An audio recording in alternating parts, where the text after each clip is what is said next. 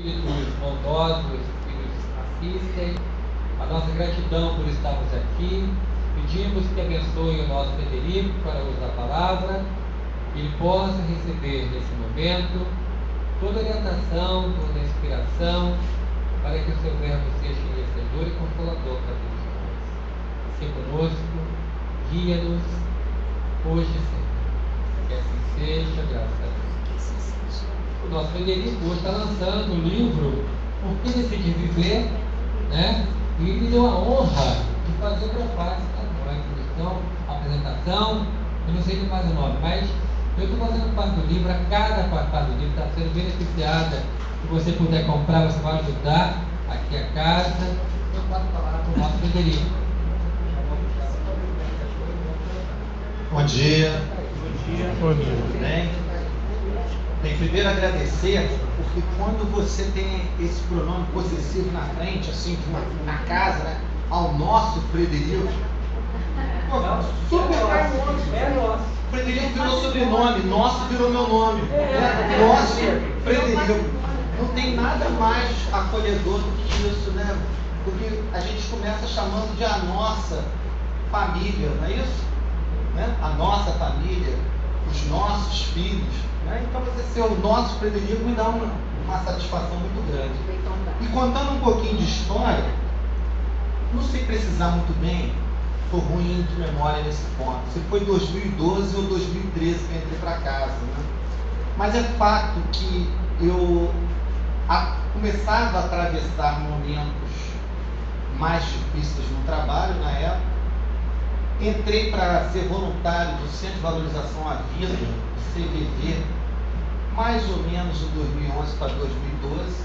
Fiquei lá 7 meses e simultaneamente entrei para casa. Então deve ter sido 2012 que eu entrei para cá.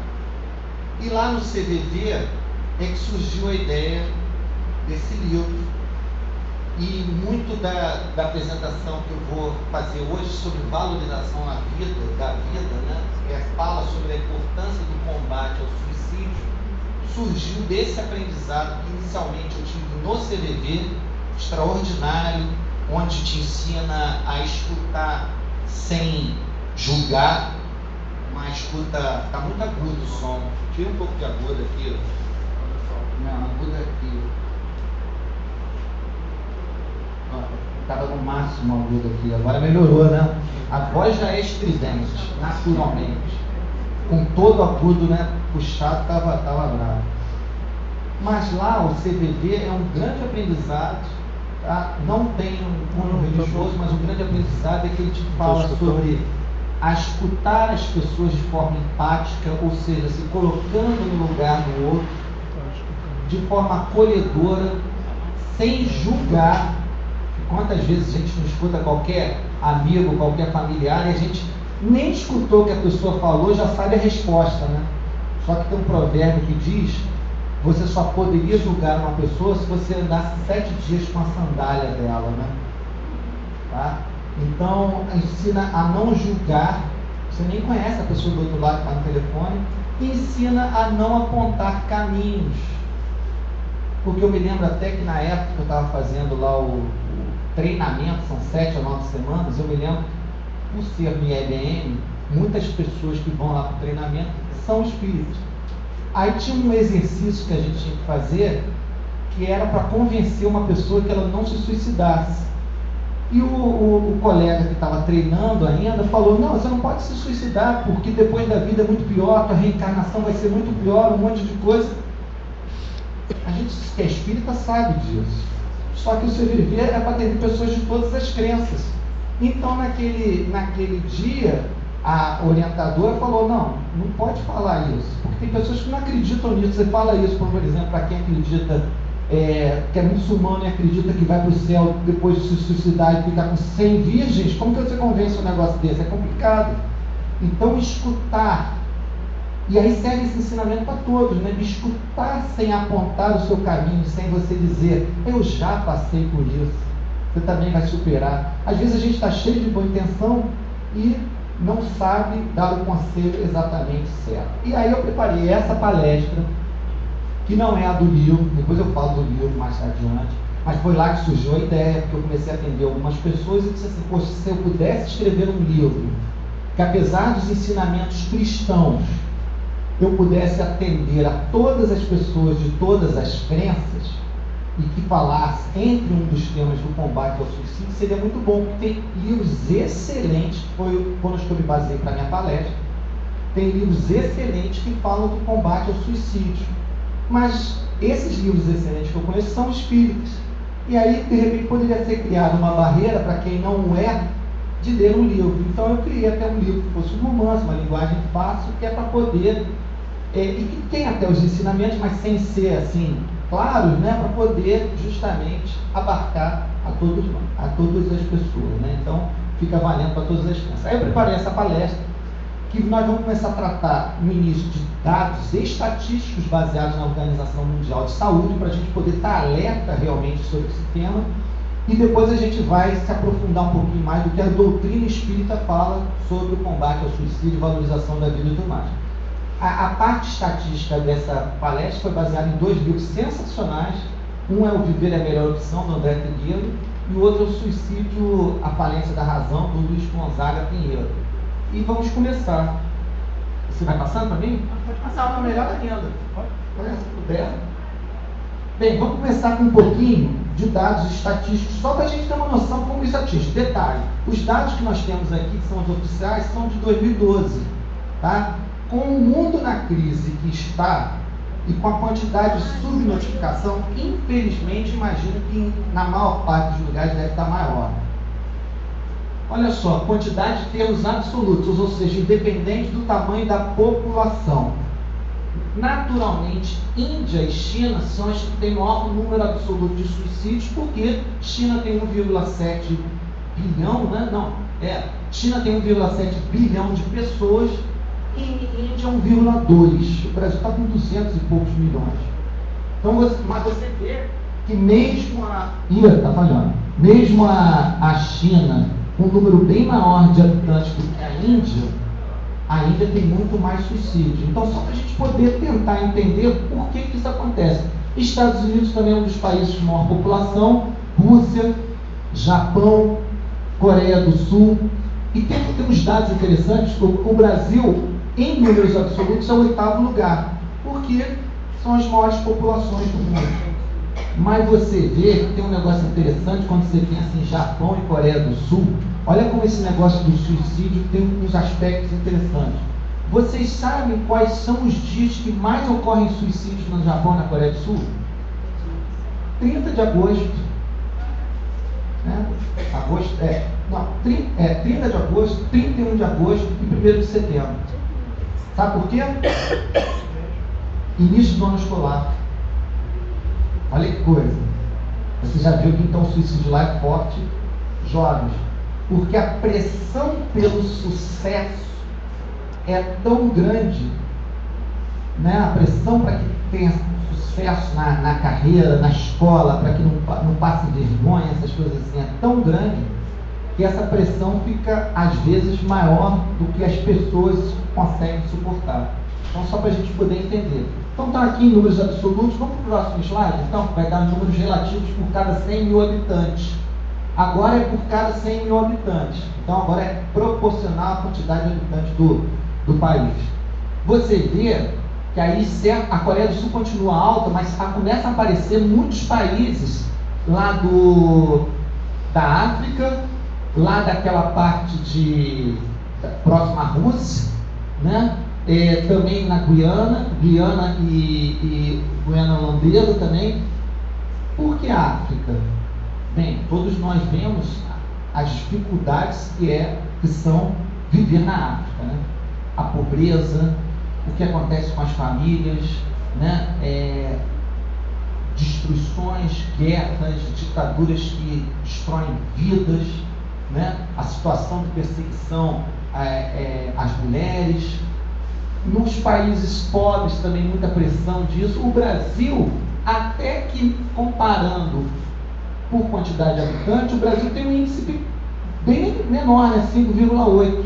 A média mundial é 11,4 pessoas a cada 100 mil habitantes. Você vê que nos outros países da América do Sul, os índices são maiores.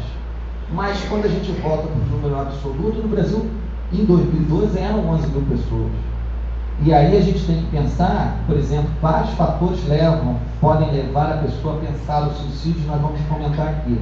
E um dos fatores recentes que tem acontecido muito com o brasileiro é o desemprego, a situação financeira que aperta as famílias, a falta de esperança num mundo melhor, num governo melhor. Então tudo isso pode levar as pessoas à depressão e aí ser um caminho para sucumbir, né? Vamos lá. Segundo a Organização Mundial de Saúde, então, em 2012, havia 804 mil suicídios no ano. Isso dá uma média de 2.200 casos por dia, um a cada 40 segundos. É muito alto isso, né? Muito alto. Representa 1,4% de todas as mortes no mundo, liderando o ranking de mortes violentas com 56%, sendo 50% entre homens e 71% entre as mulheres. Alguns itens, como ingestão de pesticidas, respondem por cerca de 30% dos suicídios no mundo, bem como armas de fogo e enforcamentos com principais motivos. Normalmente, o suicida busca aquilo que está mais fácil à mão dele. Então tem estudos, vocês vão ver depois, que quando você vai para a Amazônia, a forma mais comum de se suicidar na Amazônia é se enforcando, por causa da floresta, ou se atirando em rio. Agora que estão liberando as armas de fogo, olha o perigo que tem, né? Porque aquilo que tiver à mão é que a pessoa vai fazer. Por exemplo, tinha um prédio de uma faculdade no Rio que era muito comum as pessoas irem lá para se jogar. Então aí tem que se tomar. Por que é importante saber quais são os meios mais utilizados em cada local? Os pesticidas, por exemplo, é porque por causa da área rural. É o que está ao alcance da pessoa. Então você sabendo o motivo que leva a pessoa a cometer, você tenta fazer ações. Essa faculdade, por exemplo, o que ela fez? Ela botou redes nos locais onde as pessoas pulavam. O ideal não é só isso, né? O ideal é, através da educação, aquilo que a gente aprende aqui na doutrina espírita, que teoricamente o público espírita nunca deveria cometer suicídio direto. Por quê? Porque sabe de 3 grandes pilares. Imortalidade da alma. Porque quem se suicida não quer morrer. Afinal de contas, nem sabe que está do lado de lá da porta, né? Não tem essa certeza. Quem comete esse ato quer fugir da dor. Está achando que aquela dor é mais forte, maior, é uma dor maior do que você pode suportar. Quando nós sabemos que toda dor é do tamanho menor do que a força que a pessoa pode ter. E tem um negócio muito interessante. Qual é a maior dor que existe? É a nossa. É a única que a gente sente.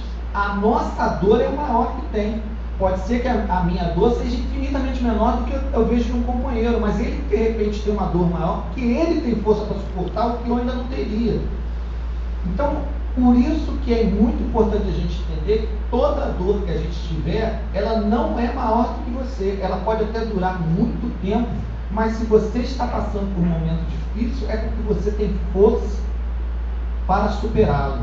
E com vontade, com disciplina, perseverança e fé, você vai superá-lo. E por isso também é tão importante que quando a gente vai atender qualquer pessoa, seja no atendimento fraterno, seja numa conversa que a gente tem com alguém aqui, a gente nunca pode subestimar a dor do outro, porque para aquela pessoa é a maior dor que ele pode enfrentar.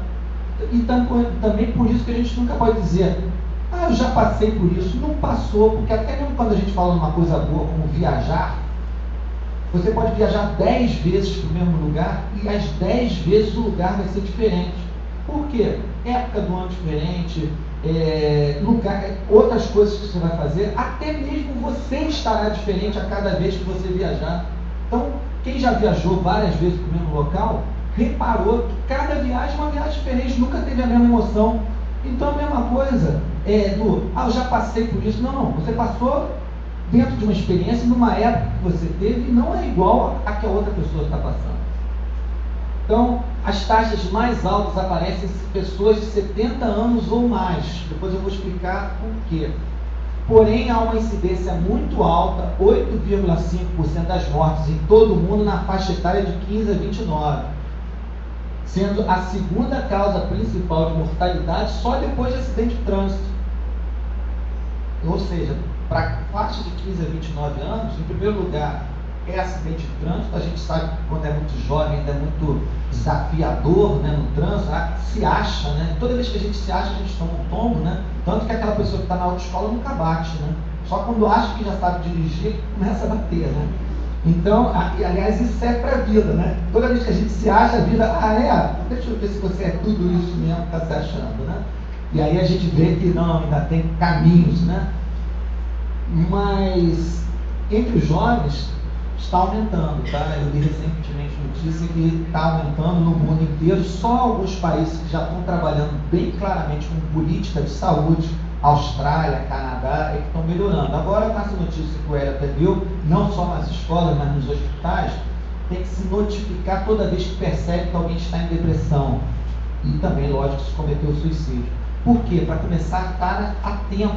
É um caso de saúde pública e existe muita subnotificação. Vocês vão ver mais adiante que existem países em que cometer suicídio é crime. Também é muito comum, se o cara se suicidar, perde direito ao seguro-família.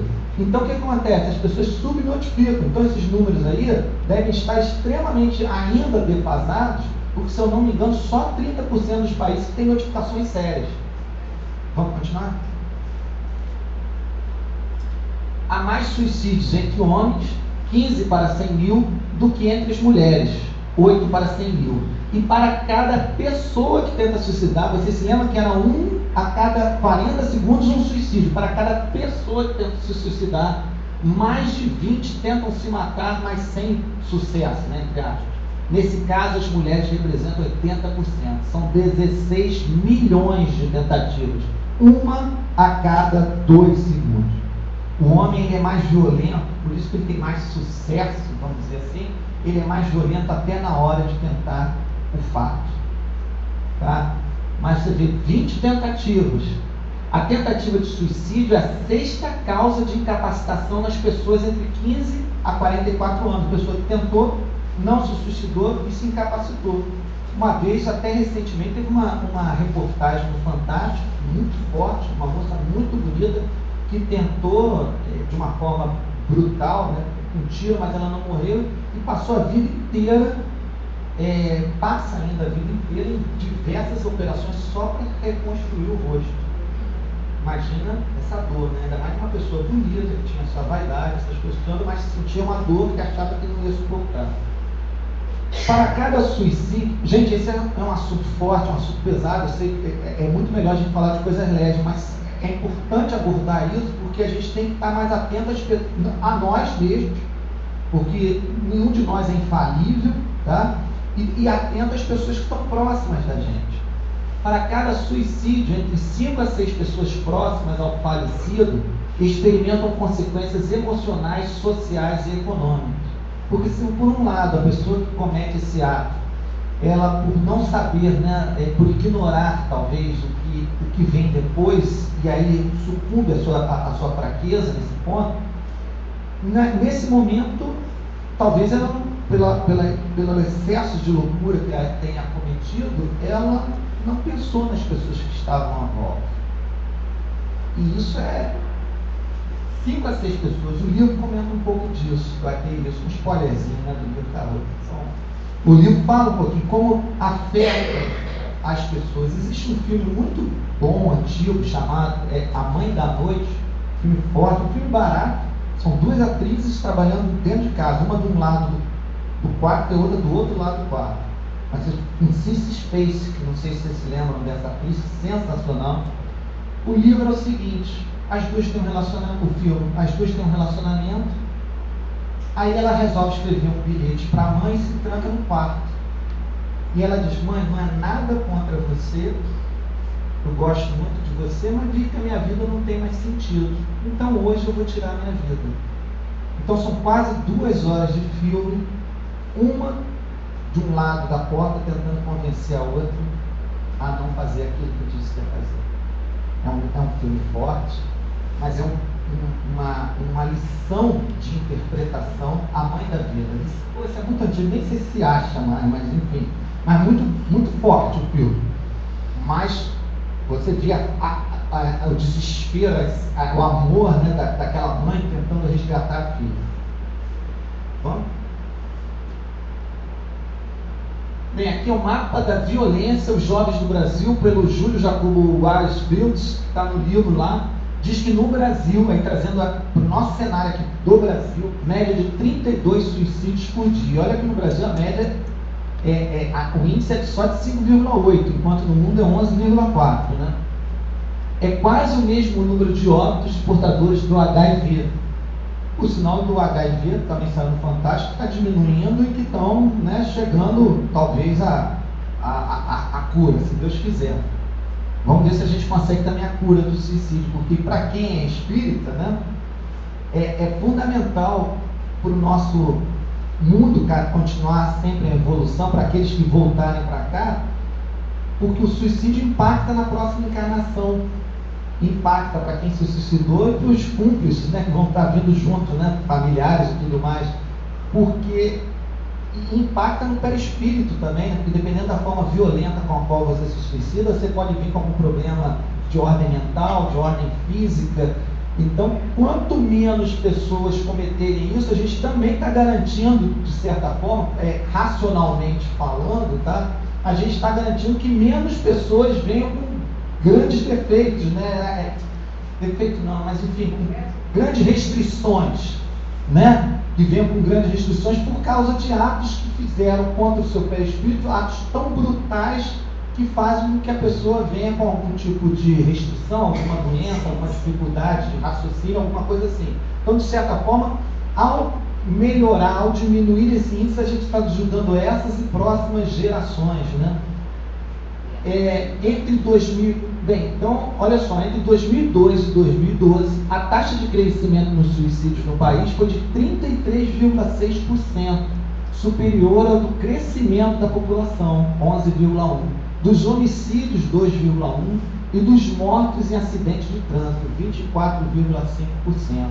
E olha que, gente, taxa de homicídio no nosso país, infelizmente, é algo altíssimo. Eu vi que no mês passado caiu 28,7%.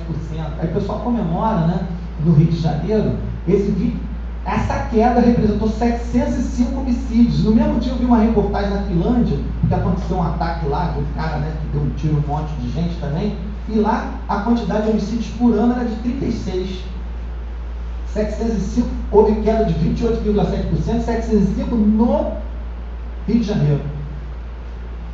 Então, como a gente, né, tem que trabalhar para melhorar esses números.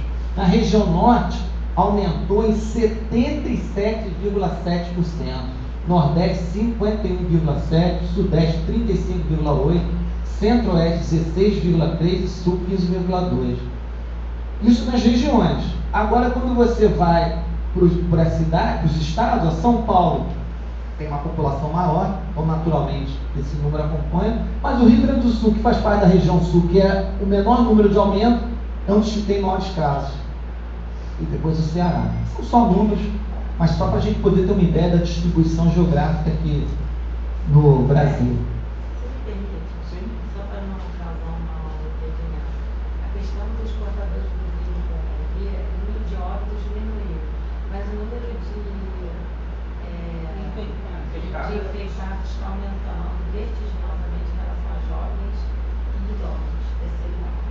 Só para não... Não, tá ótimo. Porque às vezes Não, acho que meu estudo não foi em cima, né, mas qualquer interferência nesse sentido que possa colaborar, porque não quer dizer que o comportamento das pessoas melhorou em relação a isso. É porque os tratos, primeiro tem um coquetel de remédios que hoje estão muito bons, mas são um mundo de remédios e estão buscando soluções.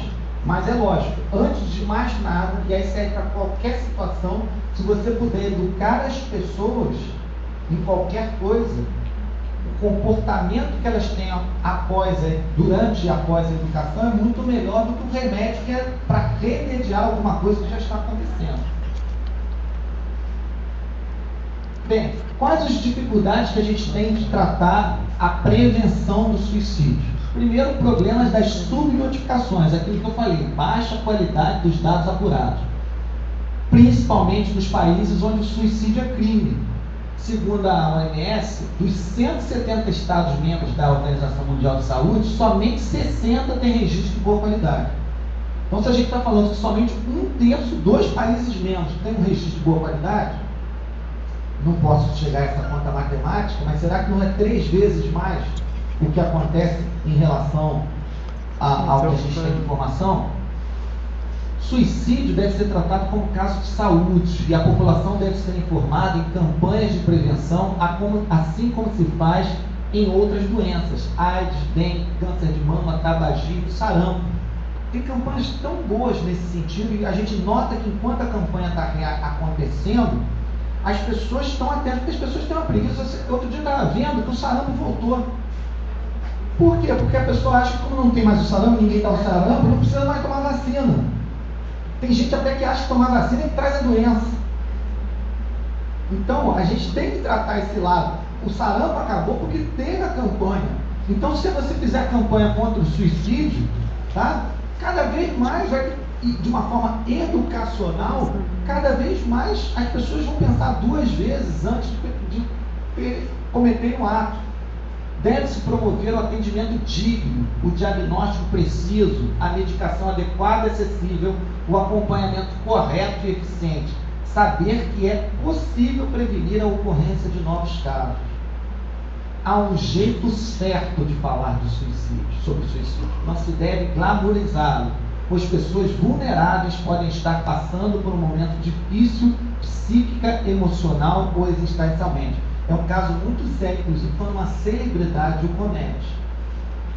Porque se você fizer uma exaltação àquilo, a forma como você está falando, ao invés de alertar, pode incentivar. Há casos, inclusive, por exemplo, no meu livro eu cito, no meu livro, como eu não teria condições de escrever um livro literalmente, né, bacana, o meu livro, para quem me conhece, vai achar que está me escutando falar. Não sei se isso é bom ou ruim, né? Mas vai achar que é uma linguagem fácil. Mas para trazer um pouco de literatura, eu não conseguiria escrever melhor do que isso, porque é uma limitação mesmo. Mas procurei escrever de uma forma leve.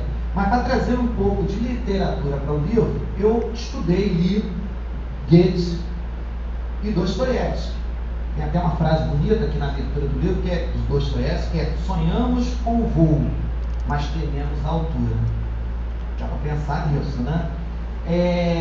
E o Goethe escreveu um livro muito bom chamado Sofrimento do Jovem Werther, um livro fininho. E o Goethe era da época, na Alemanha, da época romântica. Mas o livro dele é muito bom mesmo. Só que tem um suicídio lá. E como ele fala de uma forma romântica, né? Eu faço várias menções do livro, tem passagens realmente belíssimas lá que valia a pena eu trazer para dentro do livro. Como ele fala de uma forma romântica, infelizmente, olha só como são as coisas, o livro em nenhum momento induz ninguém ao suicídio, mas foi banido da Alemanha por vários anos, porque vários jovens, lendo aquilo, do amor não correspondido, tiraram suas vidas. Assim como Romeu e Julieta, né? Assim como Ana Karenina, entendeu? Então, a gente tem que tomar muito cuidado na forma de escrever.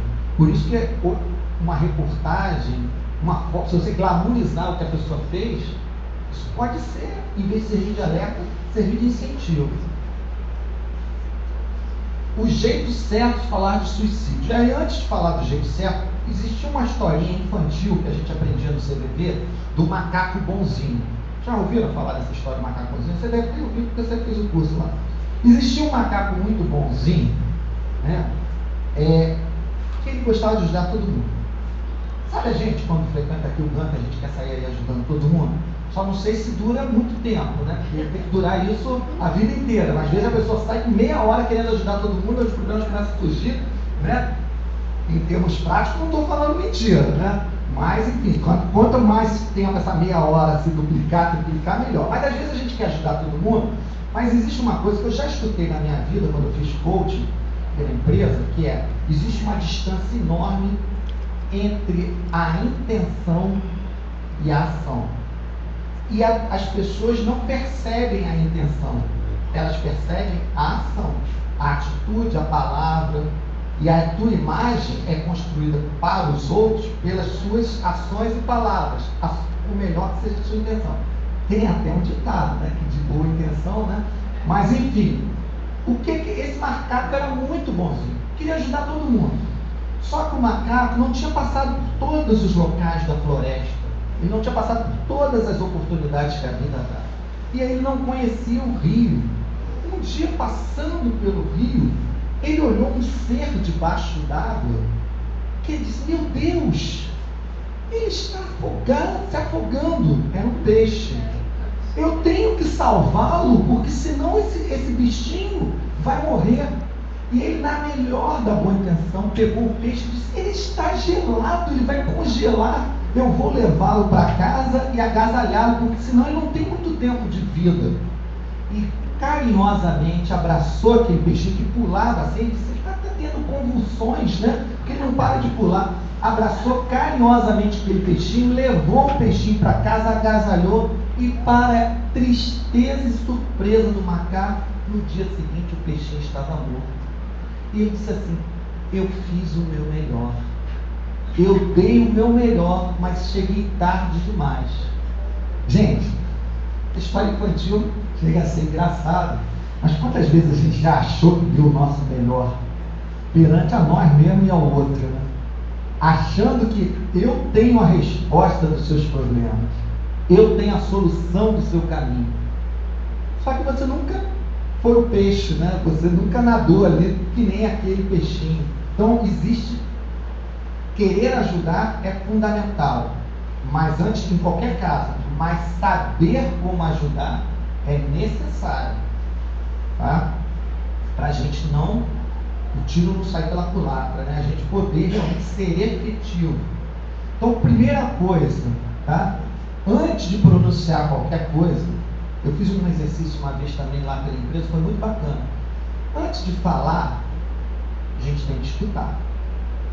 E aí, o ser humano, me corrija se eu estiver errado, tem uma mania chata de que mal a pessoa começou a falar, você já está montando respostas na tua cabeça. Então nós fizemos um exercício lá, que você tinha que escutar uma pessoa durante 10 minutos, sem formular nada na tua cabeça, depois dizer o que a pessoa te falou. E a pessoa tinha que concordar com aquilo mesmo. Cara, foi uma luta.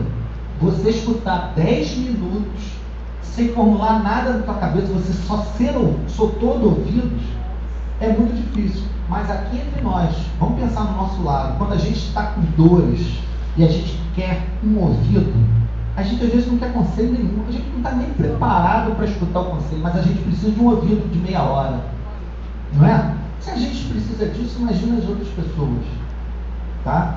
Então olha só, o jeito certo de falar de suicídio, isso segundo pesquisas, tá? Organizações médicas e tudo mais, evitar repetição de histórias sobre suicídio em destaque na mídia, recorrer a fontes confiáveis e comentários de especialistas.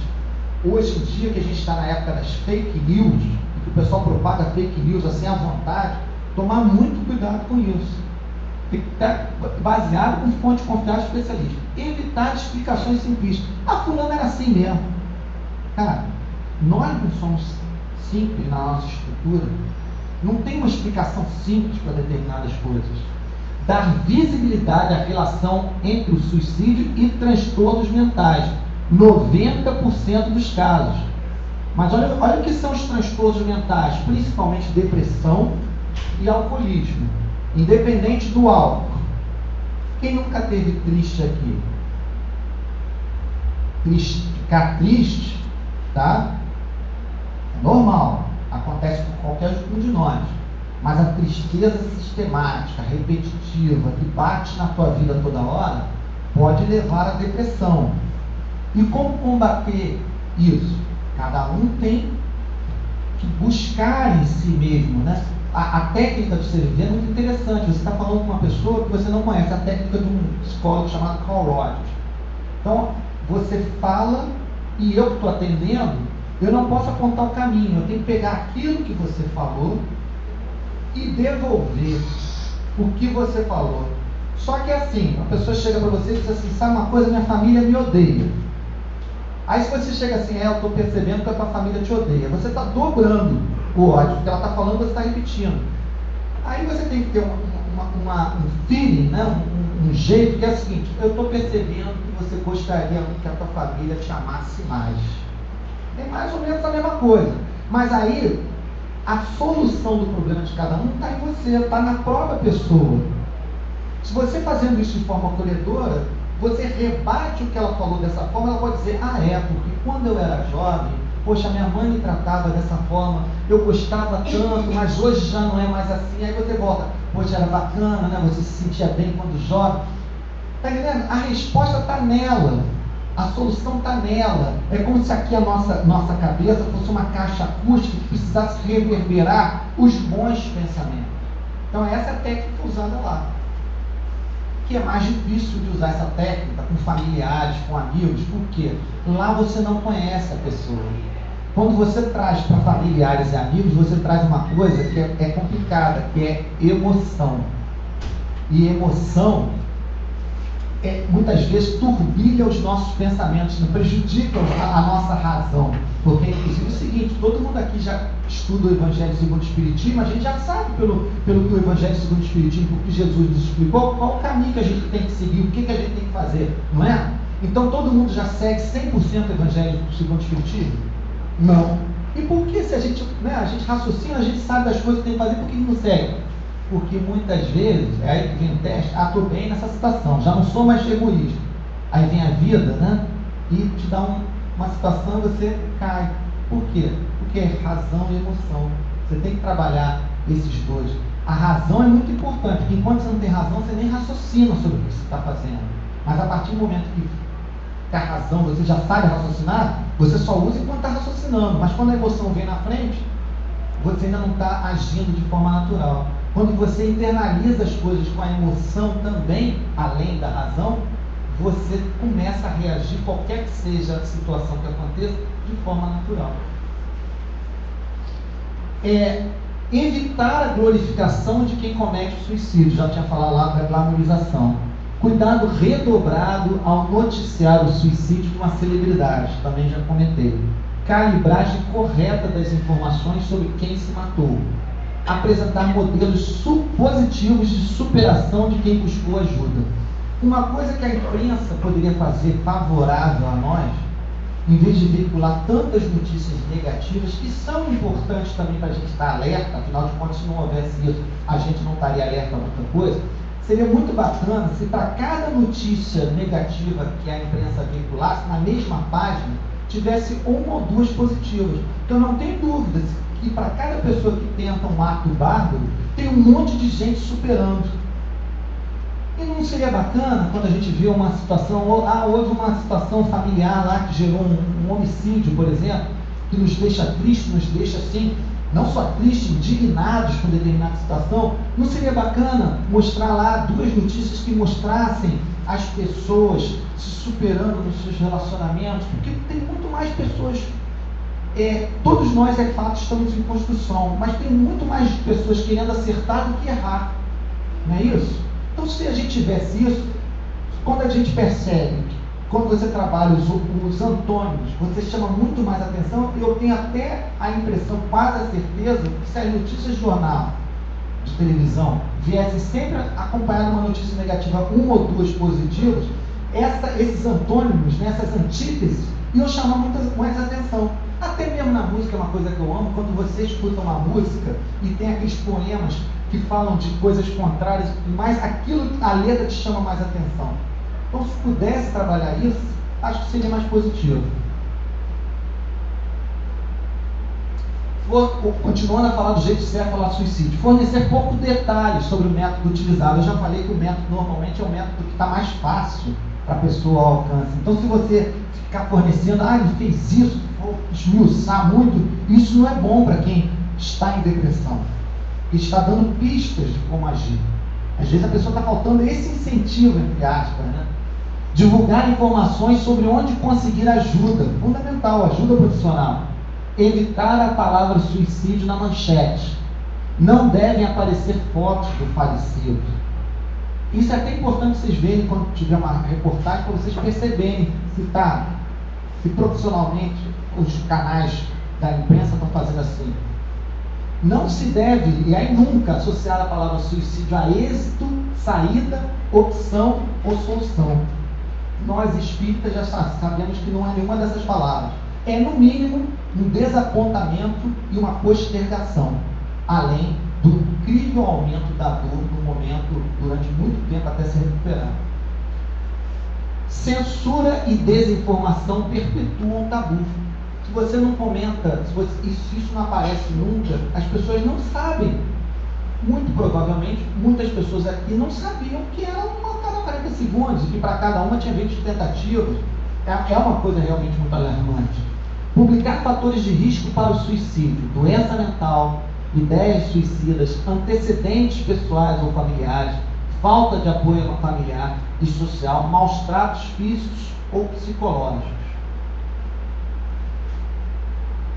Agora, mitos em relação ao suicídio, aquilo que as pessoas acham que é verdade e não é. Cão que late ou ladra não morde. A pessoa que tenta, ela está avisando a todos que ela vai continuar tentando. Não tem esse negócio, ela só faz isso e não vai nunca. Se alguém deseja se matar, não há nada que possa ser feito. Nossa, como que a gente vai desistir das pessoas assim? Né? É só a gente pensar num ente muito querido nosso. Se ele quisesse se matar, você ia pensar assim, ou você ia fazer de tudo para tentar salvá-lo? Quem só fica tentando o suicídio não vai se matar realmente. É o mesmo caso do primeiro. Falar sobre suicídio pode encorajá-lo. Não, é falar certo. É a história do macaco ali, né? É falar certo. Quanto mais claras forem as explicações, quanto mais claras forem as consequências, tentando entender o momento que a pessoa está passando, antes de falar, escutando. Isso é muito importante. Somente doentes mentais ou clinicamente deprimidos fazem tentativas de séries de suicídio. Não é verdade também. O desespero e a desesperança também podem levar a pensamentos suicidas. E realmente isso leva, porque se você não acredita em nada, se você não alimenta esperança, se você não tem uma fé viva, que faz você ter a certeza de que tudo passa, e se você não imagina aonde o seu ato te levará, como que você consegue convencer a pessoa? Então tem que ser muito bem ouvida, muito bem argumentada, porque inclusive pessoas quando estão em momentos altos de depressão têm muita dificuldade de assimilar o que você fala. Então esse acolhimento é muito importante e sempre procurar ajuda profissional também. Não é ajuda profissional só para tomar remédio não, tá gente? Porque não adianta também transformar a pessoa, às vezes, num vegetal. É ajuda profissional, não é vergonha nenhuma de você procurar um profissional para que ele possa mexer com você, né? Através de uma terapia, te fazer visitar lá as suas entranhas. Tem uma frase, eu sempre falo essa frase do Carl Jung, né? Um grande psicólogo que teve lá na Suíça e tudo mais, que ele dizia o seguinte: essa frase serve para nós que estamos buscando um dia chegar aos céus. Não é isso? Olha a frase dele que bonita. Se uma árvore quer ser tão bela e frondosa a ponto de chegar aos céus, ela precisa ter raízes tão profundas que vá até os infernos. Não, lindo isso, né? Porque você precisa conhecer tudo que você precisa melhorar, corrigir, se apurar, para só depois disso, através do seu trabalho contínuo, você gerar os frutos que você está pensando. Senão é a parábola da figueira, né? Ela vai estar sem frutos. É uma figueira, poderia dar um fruto maravilhoso, mas ela está seca. Então ela precisa conhecer o que ela tem de melhor e o que ela tem de pior, para potencializar o que tem de melhor e se doar para os outros o que ela tem de melhor, e para trabalhar em si o que ela tem de pior, né? Ou seja, onde está a oportunidade dela de crescimento, de aprendizagem e crescimento. Se uma pessoa já pensou em se matar, ela será sempre um suicida. Não é verdade. É a mesma coisa que pensar que uma pessoa que é um alcoólico ou um fumante vai ser sempre isso. Não.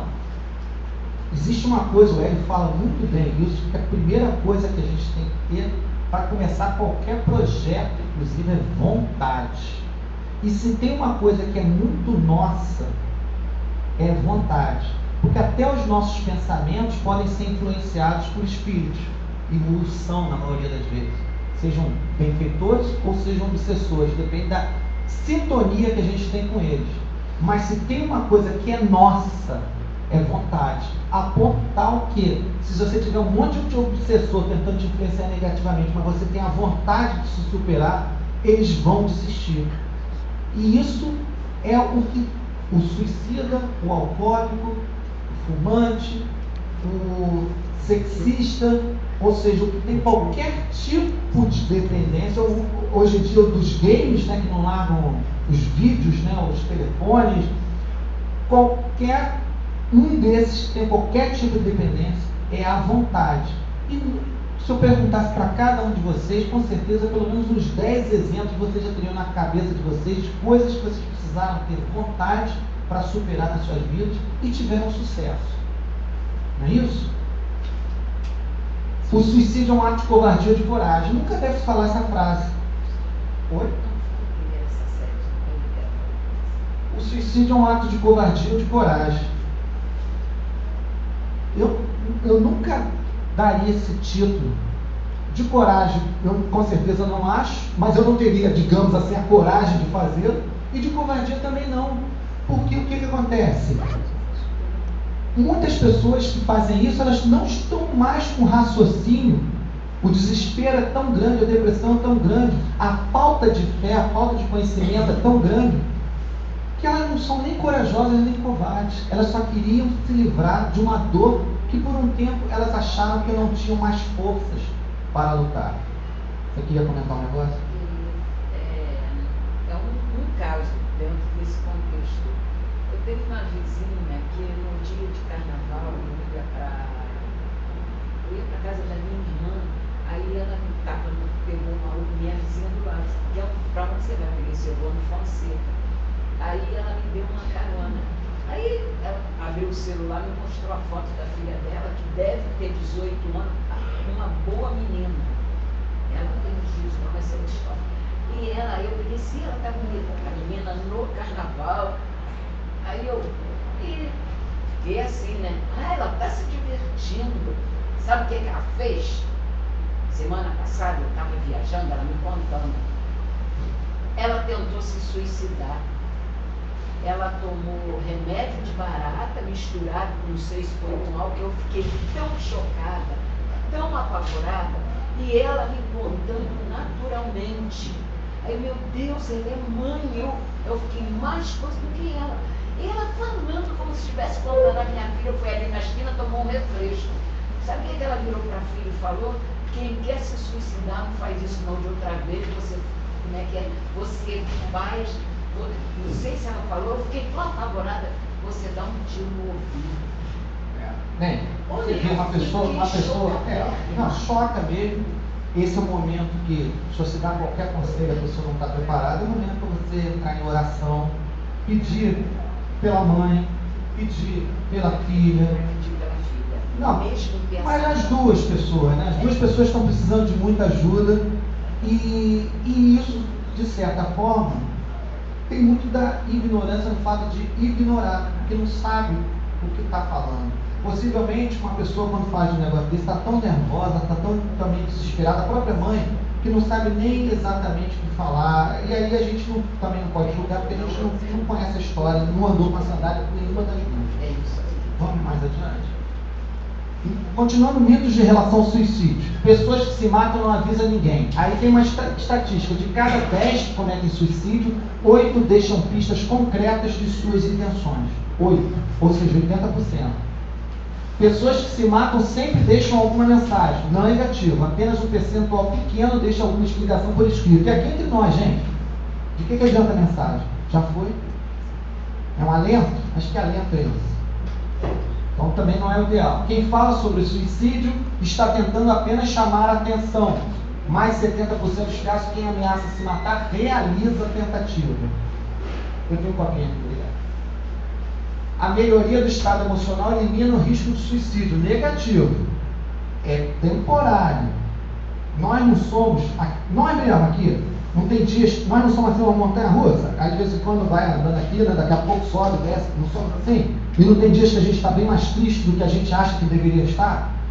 Então imagina a pessoa que pensa em determinadas coisas, vai ter momentos que ela vai estar super bem e agora está bem, está curada. Não, fica de olho. Porque a mesma coisa que acontece com a gente, acontece com as outras pessoas, cada uma dentro do seu perfil. Depois que uma pessoa tenta se matar, é improvável uma nova tentativa. Não, em 80% dos casos, quem se suicidou já tentou antes. Então, ficar muito alerta para isso. Uma tentativa mal sucedida significa que a pessoa não estava determinada a se matar. A tentativa é o fator mais importante. Como se comunicar com a pessoa em sofrimento? Coisas que eu já falei aqui. Ó. Ouvir atentamente, com calma e de forma acolhedora. Entender os sentimentos da pessoa, empatia, se colocar no lugar com o outro. Aqui numa boa, gente, isso aqui, ó, atendimento fraterno, tá? Isso aqui que a gente tem que, atendimento fraterno não está limitado aqui ao GAN, não. Isso aqui é a gente quando for atender fraternalmente qualquer uma das pessoas que se aproximam da gente, ó. Ouvir atentamente, entender os sentimentos, dar mensagens não verbais de aceitação e respeito. Olha só, se eu estivesse dando uma palestra aqui e estivesse olhando só para a senhora ia, com certeza, imagino eu, gostar da palestra. Mas a galera lá do campo, né, ia começar assim, caramba, o que tem essa pessoa de especial? Parará? E aí ia começar a mexer no celular, ver o zap, né, pô, tem uma coisa, e daqui a pouco já está todo mundo dormindo, né? Então, é importante, quando a gente está falando, a gente olhar para todo mundo. Outra coisa, eu estou falando de um assunto, aí eu chego assim, não, falo toda a verdade. Você tem que ficar muito atento ao suicídio. Suicídio é uma coisa muito ruim. Cara, a minha desanimação ia ser tão grande, não que eu estou animado de falar do assunto, mas você tem que botar energia quando você fala em qualquer coisa. Eu ia estar tão desanimado que eu ia estar passando uma mensagem verdadeira e as pessoas dizendo assim, cara, eu não acredito no que ele está falando. Se o palestrante, ou qualquer pessoa que estiver falando, uma conversa, se você não acredita no que você está falando, se você mesmo não acredita, você vai achar que o outro vai acreditar? Então, olha só, dar mensagens verbais, não verbais de aceitação e respeito. A pessoa falando com você, isso tem sido muito comum em reuniões de trabalho, por exemplo, a pessoa chega e está lá olhando o celular enquanto você está falando de um assunto importante. Ou então está todo mundo conversando aqui. Não precisa não, eu vou dar um exemplo aqui. Eu sento no piano ali. Se está uma barulheira aqui e a barulheira não diminui, vou te ser sincero, eu sou humano, me incomoda. Já fica a dica. Não, mas incomoda, gente. Não é? Se você está se propondo, esquece o piano, mas se você está se propondo a ter uma comunicação qualquer com a pessoa não olha nos teus olhos, não dá atenção, pega no celular toda hora, deixa o celular ligado, o celular toca toda hora, um minutinho, por favor. Estranho isso. Né? Vai a um restaurante, né?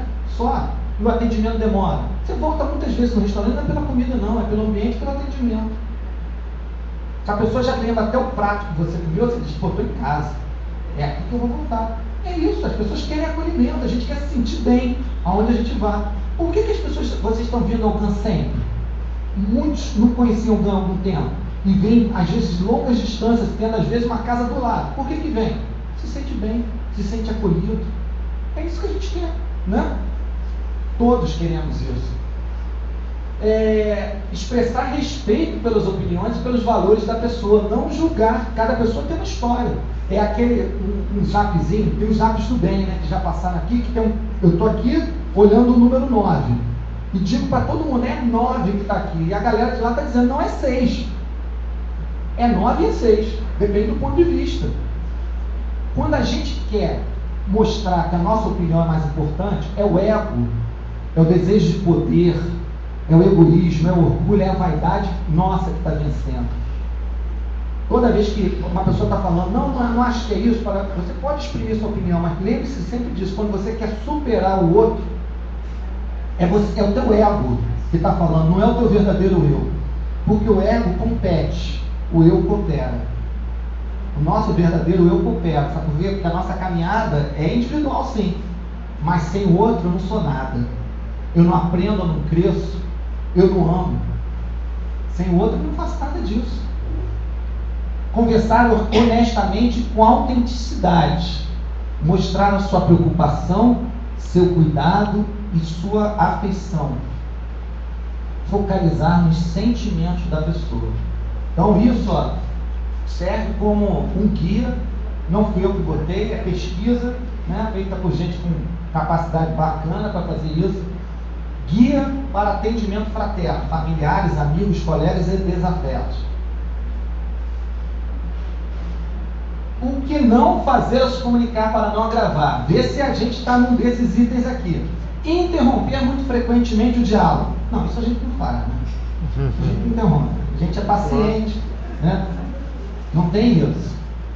Ficar chocado ou muito emocionado com o que escuta. Cuidado também.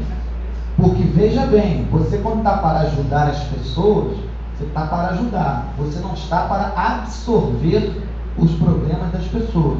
Nós não somos uma esponja, porque nós não sabemos também a nossa força nesse sentido. Então ajuda, tá?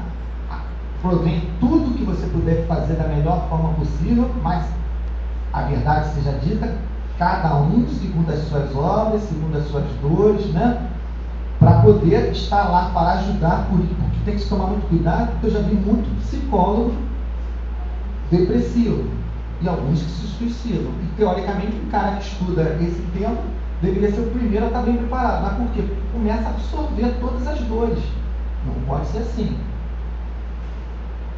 O que não se comunicar, fazer o problema parecer trivial, nunca. E outra coisa, quando atender jovem, para o jovem mesmo você não pode dizer, eu já passei por isso.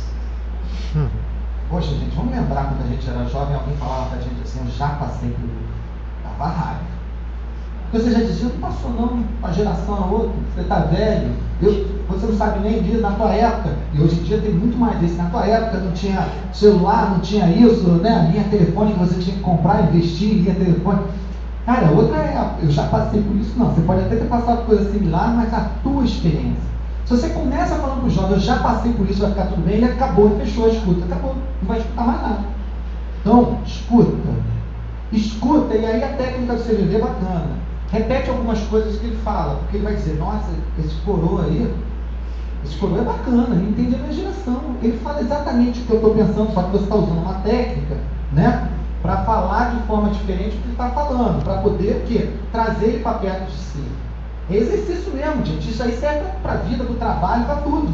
Se a pessoa, toda vez que o chefe nosso chegasse e falasse uma coisa para você, em vez de você responder, querendo mostrar que você tem mais força do que ele, só que na prática não vai ter, lá pelo menos, você chegasse para ele e repetisse as palavras dele com outra forma, o cara ia dizer, pô, o cara me entende 100%, esse é o meu funcionário. Né? Dizer simplesmente que tudo vai ficar bem, a gente sabe que tudo passa, mas até essa forma de falar tem que ser uma forma com cuidado, tá?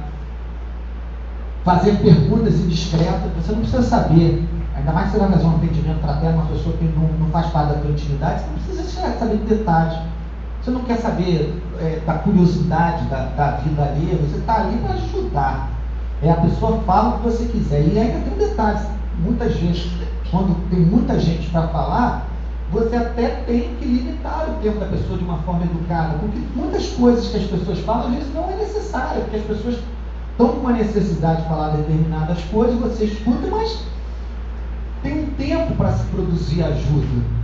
A conversa precisa de um tempo, não é porque você está levando 24 horas conversando com uma pessoa que a tua ajuda vai ser melhor do que meia hora. É um tempo, né? Bem, esse aqui, o que não se comunicar, é o Manual da Prevenção do Suicídio, né, emitido pela Organização Mundial de Saúde em Genebra no ano 2000. Então você vê que são especialistas. Né? Bem, os fatores de risco. O perfil sociodemográfico do grupo mais exposto é de homens entre 15 a 35 anos, já falei que os homens são mais violentos e nesse ponto mais efetivos, ou acima de 75 anos, residentes em áreas urbanas, desempregados ou aposentados, isolados socialmente, solteiros ou separados, migrantes. Aí tem uma ótima notícia, né? Vocês estão vendo, talvez, estatisticamente, pela primeira vez na vida, que vale a pena ser casado. Não é? Olha só que coisa bacana. Você vê que aquela palestra de combate ao suicídio, a gente pode rir. Porque, gente, numa boa, a única coisa que a gente não pode perder na nossa vida é a nossa alegria. Porque no dia que a gente perder a nossa capacidade de sorrir com uma coisa simples, E aí, que nem dizia o paralítico de Kiev, né, que sempre me lembra, nosso grande amigo, que ele dizia que ele estava cego e não podia perceber a luz do sol da primavera passando em seu rosto. E todos aqui nós podemos perceber a luz do sol. Então a gente tem muito motivo para ser alegre e ser feliz.